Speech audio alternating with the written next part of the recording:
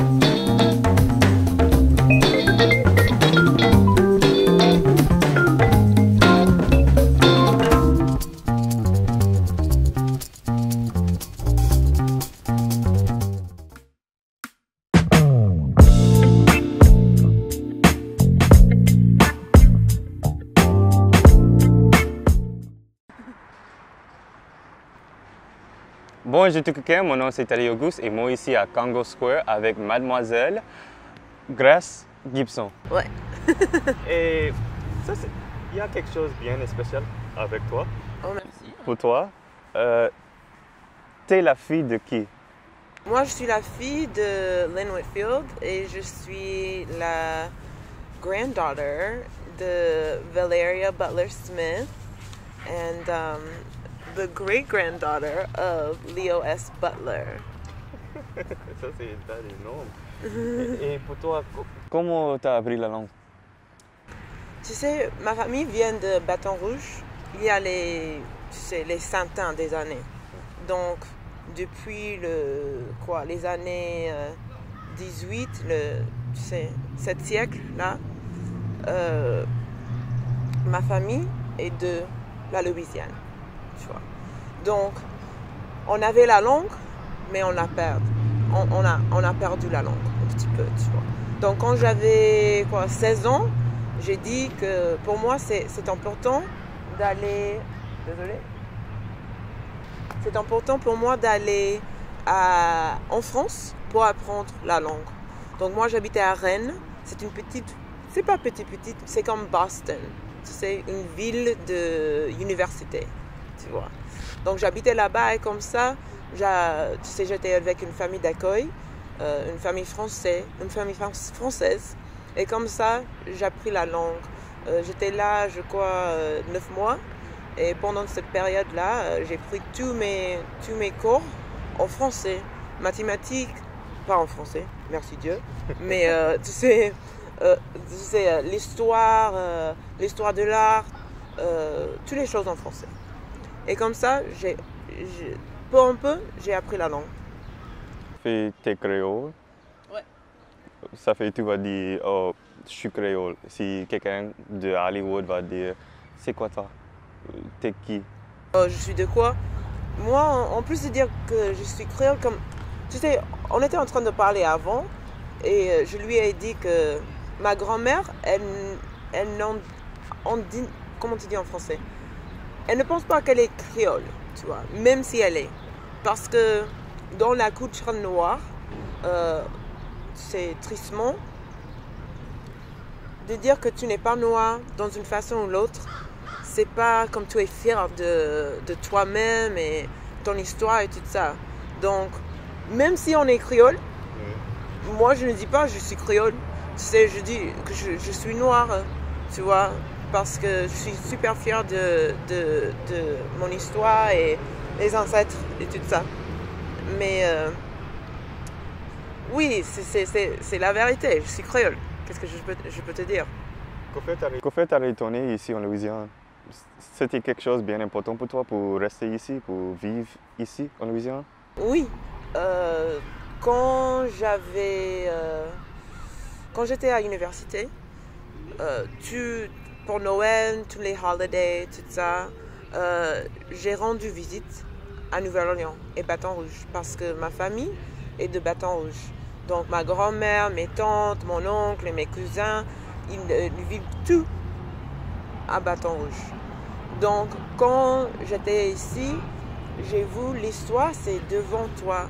C'est juste là. Tu sais, on est en Congo Square maintenant et c'est l'endroit où nos ancêtres sont venus tous les week-ends, tous les dimanches, tu sais, pour faire les prières à ces dieux africains. C'était le seul endroit ici, je crois à Louisiane même, tu sais, mais à Nouvelle-Orléans, où nos ancêtres pouvaient, comment tu dis, dis-moi, donne-moi un peu de temps parce que je ne parle pas assez français, ça c'est le problème. Ça c'est la raison pour laquelle que je suis venue ici aujourd'hui, pour parler français avec toi. Parce que ça me faisait une impression de voir quelqu'un comme toi, jeune, de Bâton Rouge, qui s'identifiait même, tu sais, créole. Ça m'intrigue, tu vois. Oui.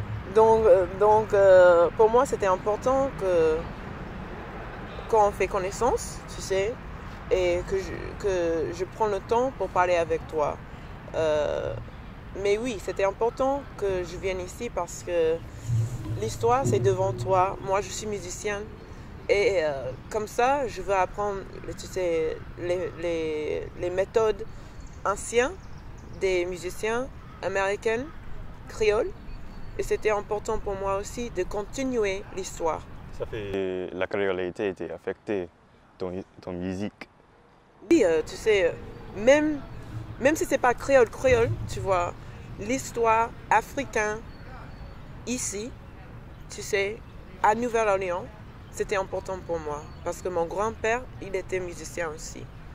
Et vraiment, c'est l'endroit ici, et ça c'est la raison pour laquelle que j'ai dit, ok, si on meet, c'est bien qu'on fait rendez-vous ici.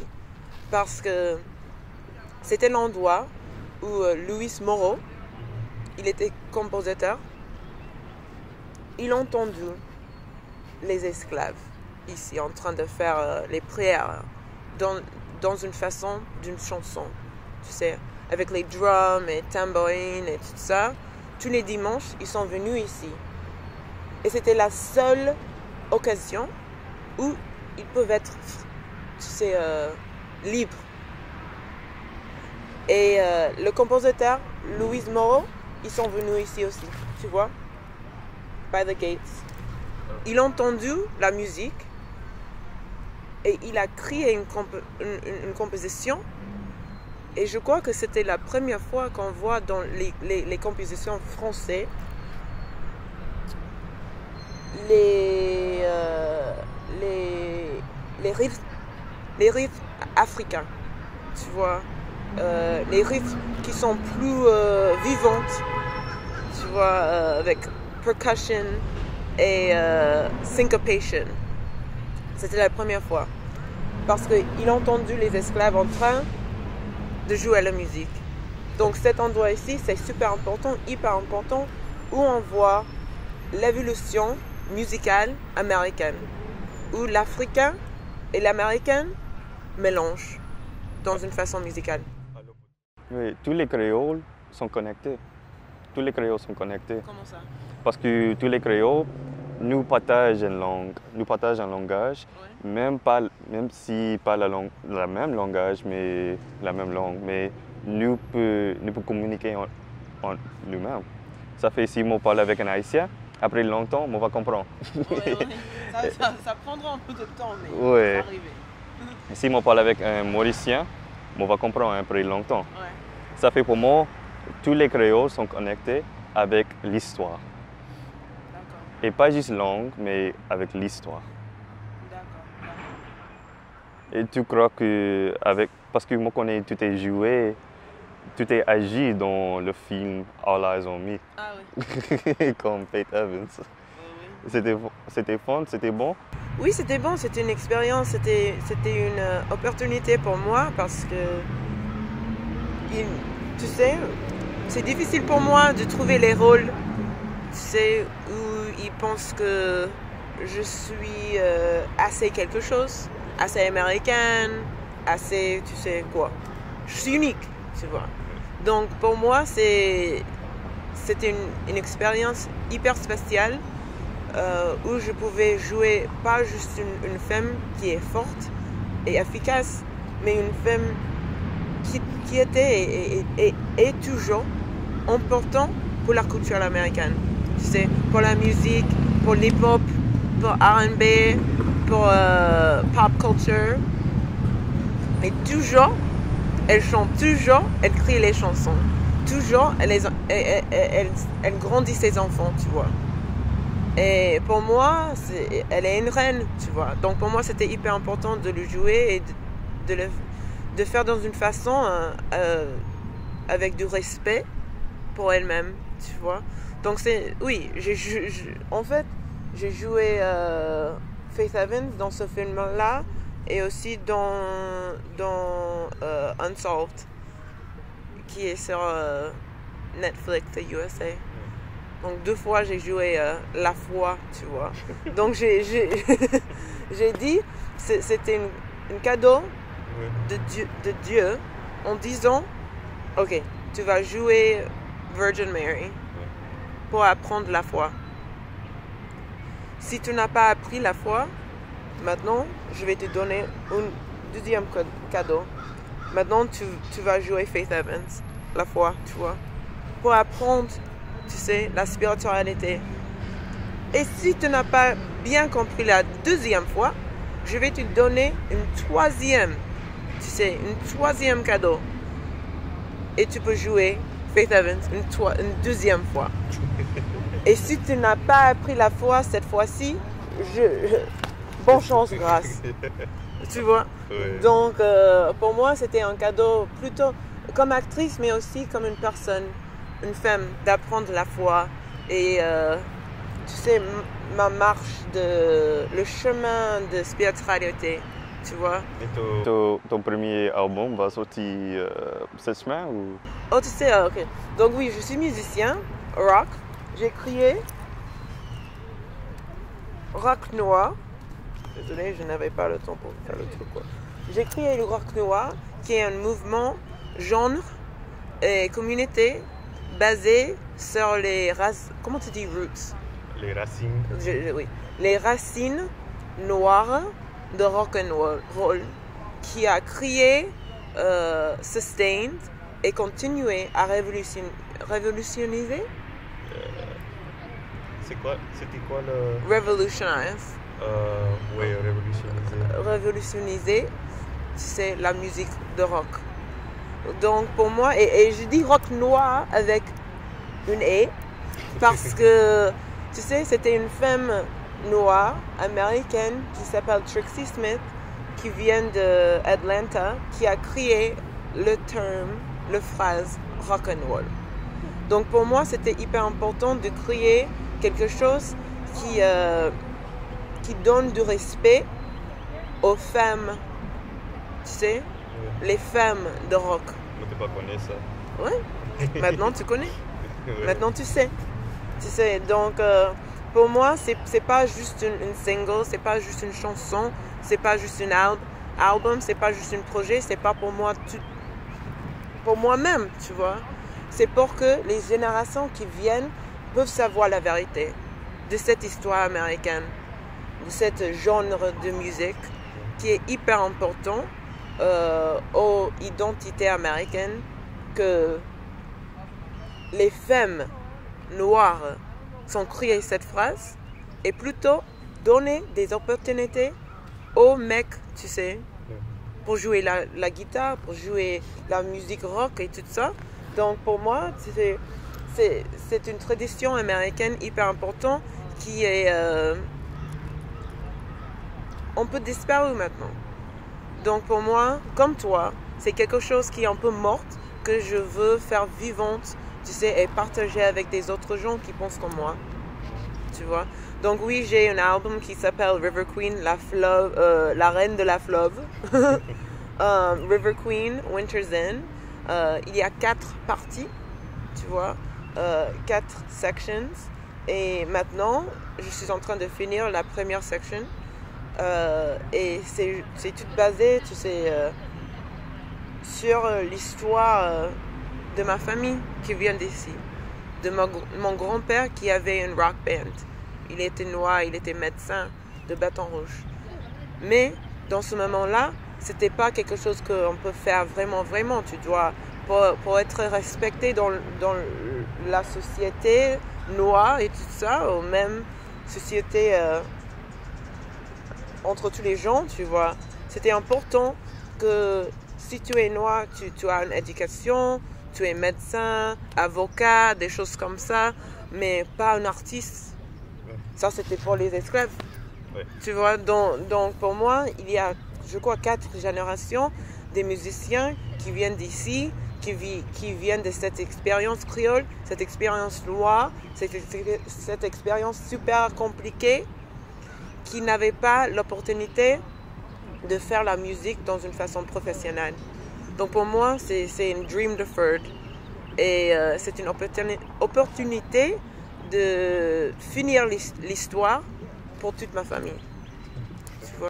C'est bon pour voir ça. Merci. Honnêtement. Mais avant de nous coller, tu gagnes quelque chose pour les guetteurs et les écouteurs. Donc je vais te dire le nom de mon single, Steampunk Blues. Check it out. It's everywhere. And also my project that's coming out is River Queen. Et j'espère que je peux l'amener en France et en Afrique dans une façon expérimentale. Je ne dis pas trop. Mais pour moi, tu sais, c'est super important que la jeunesse, cette génération ici, qu'on prend le temps pour apprendre notre histoire. Tu sais, les Noirs, c'était pas juste ce qui se passait. Dans cette ville ici, ce pays, on a perdu l'histoire, nos familles, nos ancêtres et même nos langues africaines, dialectes africains. Donc, cette, comment tu dis, attaque? Attaque. Cette attaque, cette bataille sur nos cultures, parce que c'est pas notre culture, c'est nos cultures africaines. Numéro. On a perdu, même maintenant, parce qu'on ne peut pas communiquer entre nous en privé. On parle les langues de nos capteurs, les amis. On parle anglais. Et comme ça, on peut pas être libre. Parce que même dans nos histoires qu'on écrit, même dans nos chansons, même dans nos conversations, on parle la langue des gens qui ont tué nos ancêtres, nos arrière-grands-pères et grand-mères, des gens qui sont tombés dans la fleuve Mississippi et on dit non, je ne vais pas être un esclave. Avant d'arriver ici, nos arrière-grand-mères, ils ont pris les petits parties de riz, mettre dans nos cheveux, tu vois. That's where braiding comes from. Et toujours, on fait nos cheveux dans ces styles qui sont hyper stylés et beaux, mais on ne comprend pas pourquoi on le fait. Et comme ça, on ne peut pas être libre, tu vois. Donc pour moi, c'est hyper important ce que tu fais. J'ai beaucoup de respect et j'ai dit ok, je prends le temps pour le faire. Parce que la jeunesse de ce pays, on a perdu la curiosité de trouver nos histoires. Et si on ne cherche pas l'arrière, on ne peut pas trouver l'avenir. Tu vois? Donc pour moi, c'est hyper important comme musicien, comme ethnomusicologist, comme scholar, comme une personne, comme une femme, tu sais, comme une fille de ma mère, comme une grande-fille de ma grand-mère, même s'il ne parle pas français. que moi, j'ai appris la langue, même si c'est pas Swahili, ça c'est encore mieux. Jambo, ça c'est encore mieux d'apprendre Swahili. Swahili, c'est parlant entre des gens africains. C'est la langue la plus populaire en Afrique, après français et tout ça. Donc même français, c'est pas nos langues, mais c'est plus proche à l'Afrique, en Afrique et tout ça, que anglais. Donc même si je ne parle pas créole, tu as raison. Je peux parler avec un Haïtien, je peux parler avec un Mauricien, je peux parler avec un Guadeloupéen, je peux parler avec quelqu'un d'Afrique, tu sais, de Congo, de Cap-Vert, tu sais, il y a beaucoup des endroits. Et moi, je peux les comprendre. Il peut me comprendre. Ça prend un peu de temps, mais ça va, on va le trouver. Tu vois, mais si, pour moi, le message plus important de ce que tu fais, et je vais te laisser parler si tu veux, c'est qu'on trouve la curiosité. Même si c'est pas la langue, cherche l'histoire. Cherche, tu sais, tes ancêtres. Cherche your purpose. Et pour moi, l'histoire de River Queen, mon projet, c'est tout ça. On a le choix. On a un choix. Maintenant, nos ancêtres qui sont venus ici pour jouer à la musique, tu sais, les dimanches, ils n'avaient pas un choix. Ils n'étaient pas libres. C'était pas gratuit. Ils sont morts dans les graves, comment tu dis, sans les noms. Jamais on va connaître ces histoires. Les moments comme on a maintenant, entre toi et moi, les petits moments, ils sont perdus. Parce qu'ils sont perdus, tu sais, la connaissance d'écriture, la façon de laquelle ils peuvent partager ces histoires. Donc pour eux, c'est important. Maintenant, on a l'internet, on a social media, on a tout ça. C'est hyper important qu'on trouve notre curiosity again. Donc toi, félicitations. Merci. C'est hyper important. Et j'ai une question pour toi. Qu'est-ce que tu veux faire avec tout ça? Avec tout ça? Tout ça, on va faire un tas d'affaires. On va connecter avec mes racines franco et créolophones. Et moi, honnêtement, on veut juste parler avec les gens et juste gagner pour connaître nous ici. Et nous va rester ici toujours. Nous va jamais quitter, nous va jamais disparaître parce que nous ici. Et même si tu n'es pas créole, tu es créole dans mes yeux. Qui, moi? Tout le monde. Tout quelqu'un. J'ai dit merci beaucoup. Pas quoi. Mais merci tout. Merci tout quelqu'un pour guetter la créole show. Et merci 1000 fois Grace Gibson pour être ici et parler avec moi. À la prochaine. À la prochaine.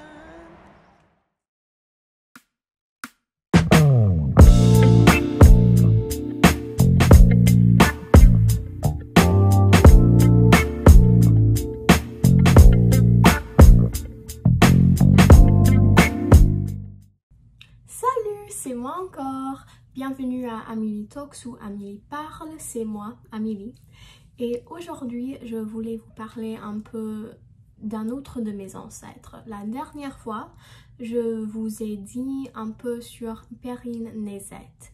Mais aujourd'hui, je voulais vous parler un peu d'une dame qui s'appelle Marie-Aurélie Pierron, ou elle était connue comme Arélis Pierron. Née en 1789 au Caille Saint-Domingue ou Haïti, le père d'Arélis, il était propriétaire d'une plantation et environ dans le temps du Révolution haïtienne, c'est là où il est venu ici dans la Nouvelle-Orléans. Environ les 1820, Arélis a rencontré un mec qui s'appelle Aaron Bird et lui, il était un du père du Sazerac. C'est un cocktail. Et ensemble, Arélis et Aaron ont eu 3 enfants, Aurélia, Augustine et Elvire. Mais parce que les Blancs ne pouvaient pas marier avec les Noirs, ils n'étaient jamais mariés. Arélis et Erin ont élevé leurs enfants dans une maison sur Claiborne et Gasket. Malheureusement, la maison n'est plus là à cause du interstate. Et quelque chose d'intéressant, c'est que Erin, il a acheté la maison et il l'a mis dans le nom d'Arélis parce qu'il savait quand il meurait, même si c'était dans sa dernière testament, que la maison, ça ne va pas aller à Arélis, ça va aller à un membre de sa famille blanche au lieu d'Arélis. Dans sa dernière testament, le 20 février 1874, elle a divisé sa maison entre ses 3 enfants et elle a donné aussi 1000 piastres à sa fille Aurélia. Et quelque chose de très triste, c'est que dans sa dernière testament, elle était décrite comme mademoiselle au lieu de madame parce que, comme je vous avais déjà dit et comme vous savez, le mariage entre les blancs et les noirs, c'était pas légal. Et comme son mari, il était blanc et elle était noire, ils ne pouvaient pas se marier. Depuis sa naissance en Haïti en 1789 jusqu'à ses derniers moments ici en Nouvelle-Orléans, le 9 septembre 1884, elle parlait seulement le créole. Et ça, c'était un tout petit peu de l'histoire de ma 6e arrière-grand-mère, femme de couleur libre, Marie-Aurélie Pierron, connue comme Arélie Pierron. Et merci beaucoup de m'avoir écouté et à la prochaine!